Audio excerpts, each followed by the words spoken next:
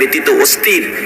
নবী মাথার চক্কর খায়া জ্ঞান হারা হয়ে উহুদের জমিনে রাসূল পড়ে গেছে। তারপরেও মারতেছে নবীজিকে দুনিয়ার থেকে বিদায় করে দেওয়ার জন্য। এমনি সময় হযরতে জিবরাইল এইভাবে দুইটা হাত বাড়াইয়া আমার নবীকে কোলে উঠাইয়া তাদের সামনের থেকে টান দিয়ে সরাইয়া নিয়ে আসছে।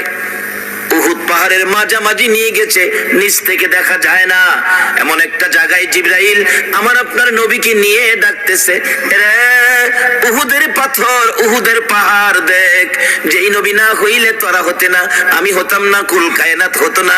নবীকে মারতে মারতে বেহুশ করেছে, আমার নবীর জ্ঞান ফিরতেছে না, একটু বিছানার ব্যবস্থা করে দে, আমি নবীজিকে শুয়াইয়া রাখি, জ্ঞানটানি ফিরে আসে।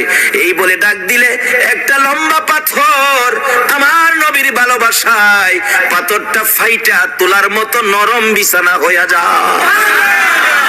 জিবরাইল এই বিছানার মধ্যে আমার আপনার নবীকে শুয়াইয়া জিবরাইল মাথার পাশে বসে আছে, নবীর জ্ঞান ফিরতেছে না।